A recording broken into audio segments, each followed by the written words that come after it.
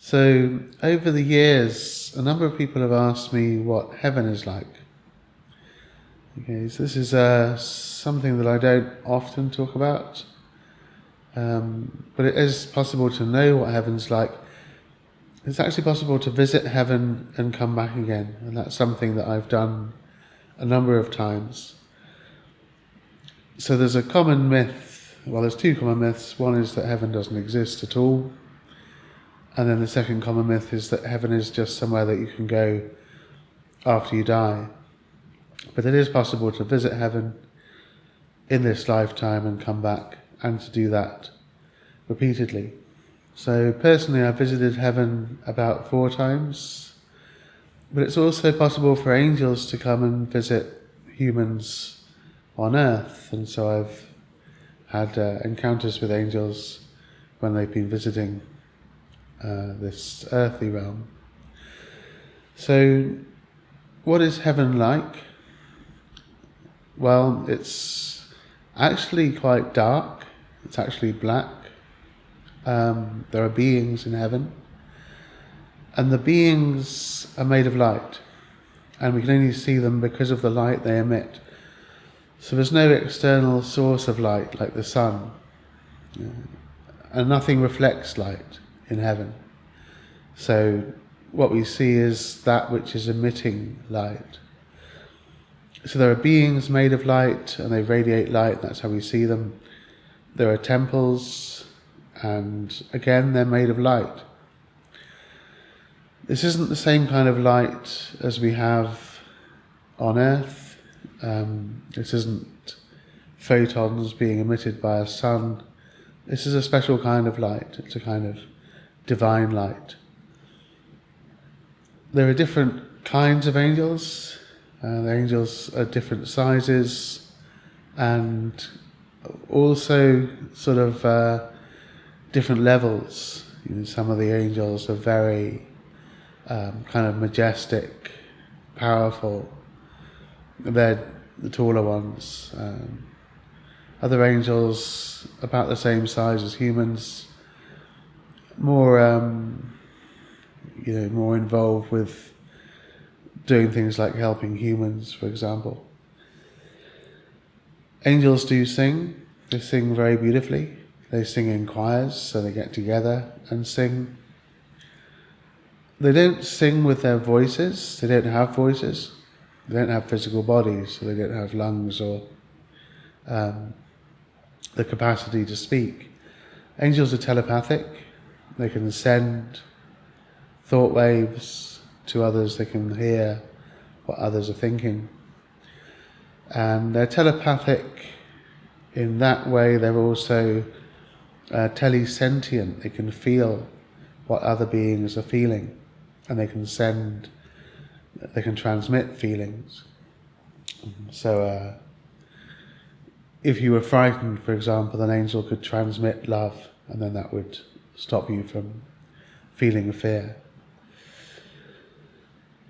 So telepathic, telesentient, and so when they sing, they don't sing with words. They sing with sounds, and they sing with continuous sounds, but they sing harmonies, and the sounds change in pitch. Absolutely beautiful harmonies. And they sing in praise, and they sing in praise of the divine. And angels can fly. So when I was there, I flew with angels. I wasn't able to fly in heaven. I could only fly with their help. They were holding my hands, helping me to fly. They do have wings, but I've never seen an angel use their wings to fly. Or more accurately, I would say that some of them have a kind of structure on their backs that look a bit like folded wings. Yeah, that's the best way I can describe it. It's a kind of energetic radiance coming out of their shoulder blades or on their back that looks like folded wings. But when I saw angels flying, they weren't using their wings to fly. So that could be where the idea of angels having wings comes from. The beings in heaven are very benevolent, they're very kind, they're very loving, they're very compassionate, and they're sort of operating on a different level from humans. They're actually not particularly interested in humans most of the time. They will come if needed, they will come if called. If we call them, and we call them with sincerity, then angels will come to help us. But if we're not calling them and there isn't any particular purpose for them to come, then they usually won't. They're kind of caught up with doing what they're doing in heaven. There are ascended masters in heaven. These are beings that are different from angels. I don't want to say more majestic, but maybe you could say that, more majestic. And the love that flows from an ascended master is so strong that you can see it. You can see the love. You can actually see the love that comes from an angel. You can perceive it with your inner vision. The love coming from an angel is like a energetic radiance, you could say. The love that flows from an ascended master is more like a river. It's more like liquid light pouring from their heart. So absolutely incredible, absolutely beautiful place to be. Whenever I visited heaven, I didn't have a physical body. You can't take your physical body to heaven. I would have a light body, a body made of light. Not one that I borrowed for the occasion. We actually have bodies made of light that exist within our bodies, kind of on a more subtle dimension. And when angels visit Earth, when they come to assist humans, they usually come just for a very short period of time. They usually don't stay for very long. They can usually do whatever they need to do, sometimes in seconds, sometimes maybe minutes at most, and then they'll leave. An angel can pass through a human. They can literally walk through a human body. Quite often when an angel walks through you or moves through you, they don't really walk, they would move through you. It's enough to bring you to tears. It could cause a human to cry from the beauty of it, the beauty of the experience, having an angel move through you. If an angel's close, some people can feel that. Some people feel that as a kind of tingling sensation, or a cool breeze, or maybe the feeling that someone's put their hand on top of your head. These kind of feelings can be experienced. We can't see angels with our physical eyes. It's not possible. They don't have physical forms. So we can only see them when our inner vision is activated. And we can also feel them when our inner sense of, our inner tactile sense, inner feeling sense is awakened. So just as angels are purely telepathic on a psychic level and on the level of feeling, we can also develop. We can communicate with angels telepathically once we've developed telepathy. We can feel them once we have that tactile, what's called clairsentience, and we can see them once we have our inner vision activated. And so you might be thinking, well, how can we know that any of this is true? Maybe I imagined it, maybe others that have seen angels have imagined seeing them. So we can know that it's true because it's possible for several people to see an angel at the same time. It's possible for several people to see any kind of invisible being at the same time.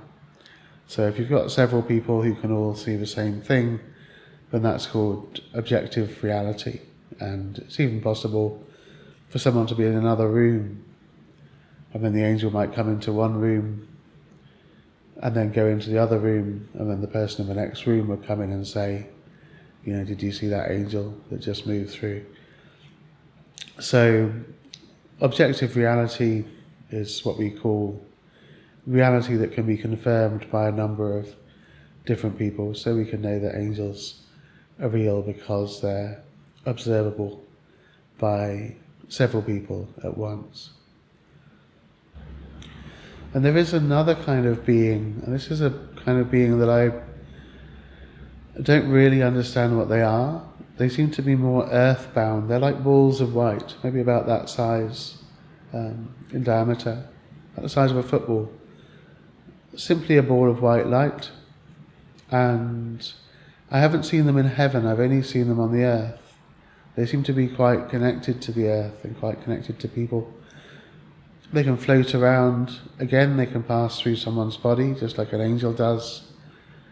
And again, someone would probably start crying from the beauty of the experience. And they also operate just like angels. They'll come to help when they're needed. They don't stay long, they go away again.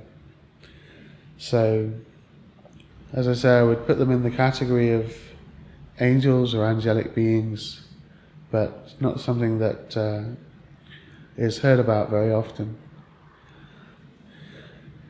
So then the last thing you might be wondering is, do people go to heaven when they die? So I have seen people go to heaven when they die,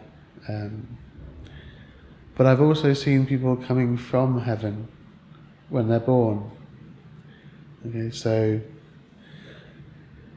I've never seen someone die, go to heaven, and then take a new birth, as in the same person doing that. I've only seen people die and go to heaven, and then other people being born, descending from heaven. So my guess is that heaven is a transient place. It's a place where we spend some time after death before taking another birth. And I've also seen people trapped on earth after they've died, trapped as ghosts. So not necessarily everyone goes to heaven when they die. That's why they say it's good to get your house in order whilst you're alive. You don't want to end up stuck somewhere. But in terms of the practice of yoga, the goal of yoga is not to die and to go to heaven. And that's not the goal of it. Yoga isn't about getting somewhere else. It's not about leaving and being in another place. The goal of yoga is liberation in this lifetime, liberation here and now.